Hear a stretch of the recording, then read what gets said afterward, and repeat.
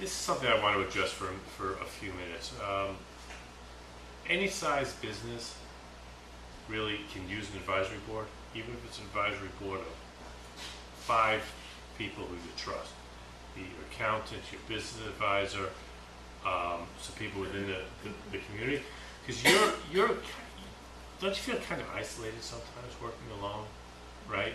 Have to make all the decisions, have to do all the grunt work. Wouldn't it be nice if you were able to run this by an advisory board in exchange for bread or Wi-Fi services? If it's people that you trust, people that you have a relationship, you don't have to pay them so necessarily. I'm on 2 advisory boards right now, and the business owners find it so valuable because they don't have a team put together. They're a relatively small business. They don't have a team put together within their company at the level that they can get from people outside of their company, and we try to help her make the decisions to help grow her company. I think that's a really an untapped resource that small businesses have, because they're sort of in their own box and not able to. When you're working for a company, you're able to, Joe, what do you think of this? Or Jane, what do you think of that? Or this is some ideas I have. Or you have a boss, they say, I'm thinking about this. What do you think? You think this is a good direction to go in? Sometimes we get stuck in this box where we're not able to discuss our business decisions with anybody. And you're making business decisions every day, some certainly more important than others, but the more important decisions, the strategic planning part of it, I strongly advise you to at least get some assistance. If it's not a formal advisory board, just have a network of people you can touch bases with. Maybe a mutual network where you can help them and they can help you. You probably have to be careful, but actually talking with your competitors. Right. I would stay away from that. But in a way, they can give you a lot of information that can be very useful, and you can help them in the same breath.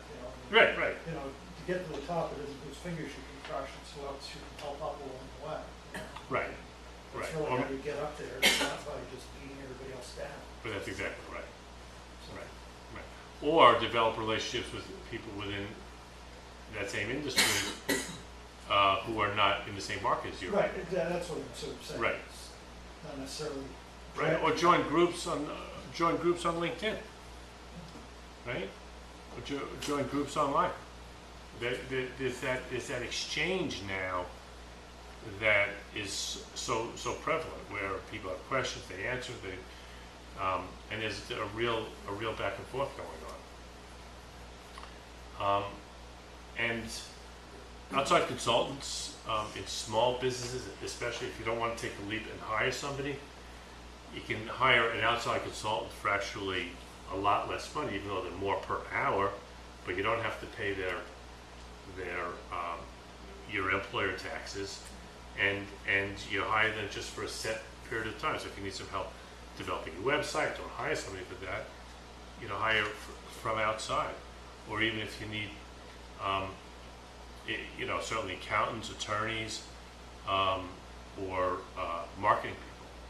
If you need some help marketing your company, talk to some outside consultants, and you and they need to understand what the goals are for that relationship. So insurance, again, talk to an insurance agent. This isn't rocket science. The insurance agent knows exactly what your needs are for your specific industry.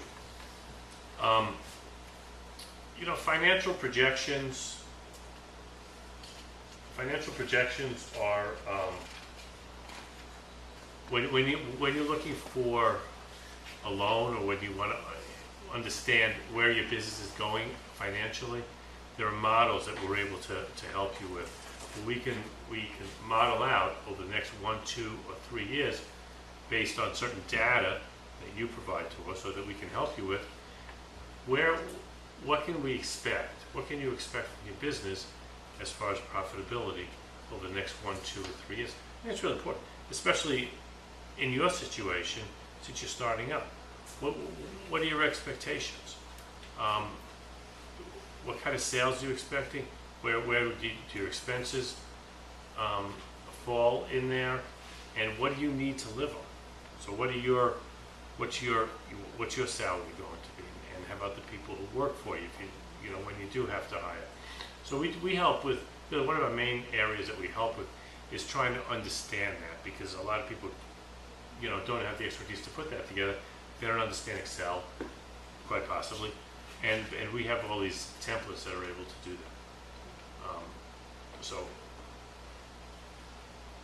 the narratives are important, but you can tell the story financially. Tell that story financially, in addition to the narrative, of course. So that's a really important part of the business plan. The value of the projections, really, the value of the projections are as good as the information is, right? So if you're looking at your competition and you really take a good look at your competition, you understand what your industry standards are from a gross margin point of view. When I say, you've got your sales on the top line, you've got your cost of goods sold, which is I'm going to take a product here, bread, which would be your flour, your yeast, your toppings, the fruit you might put in the bread, etc., cinnamon,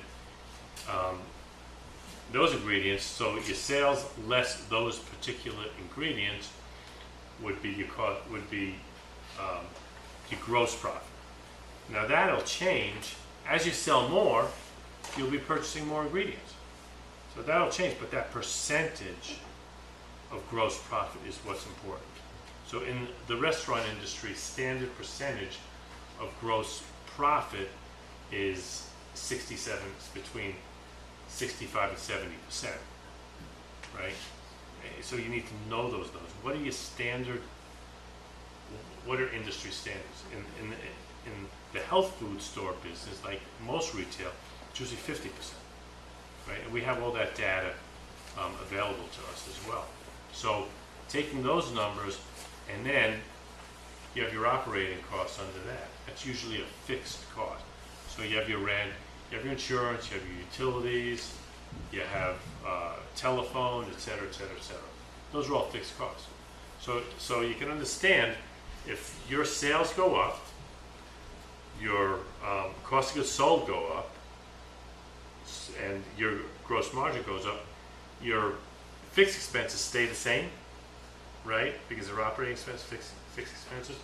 So as your sales go up, your net profit, which is your sales less your cost of goods sold, less your operating costs or your fixed costs, then your profit goes up. So we help you figure out the break even. At what point at what point in sales do you break even? Not hit or miss. Not hit or miss. What point in sales do you break even? And at what point do you start to make some money? And I always throw in your salary. You know what? One of the common mistakes are, I don't need to make money. I'm just going to work because I'm not going to plug that number in. Well, maybe you've got a spouse who brings a good income into the household. Maybe that's true for the first year. There's nothing wrong with working hard, not making any money for the first year, as long as you can still pay your bills. But always build in a salary for yourself, because that's why you work. The difference between a hobby and a business is that a business makes money, a hobby doesn't. So you'll be a business at some point, right?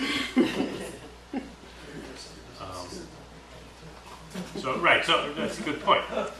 There are economic conditions where you can't help that. I'm not being flip about that whatsoever. However, the goal is to generate some income for yourself and your family. So these are the a list of some areas of financial importance that there are in thinking about your business. And then when you start your business, you have to understand what your startup costs are, and these are some things you need to think about over the next period of time as you're planning your business. Really, what are your startup costs? We help with all this. Help you think about that. Then we have this whole extensive spreadsheet that we help put together, cash flow projections, projected balance sheet, and projected profit and loss statement, and then the all-important break-even analysis. Okay.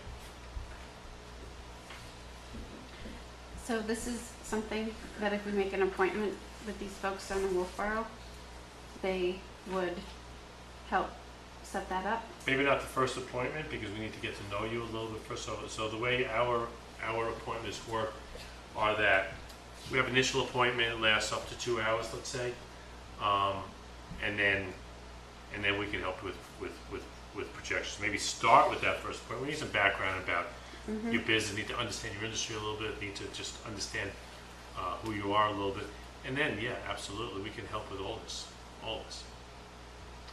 That's what we do well, because we have all these templates. And, you know, like I said before, we get a lot of professional development.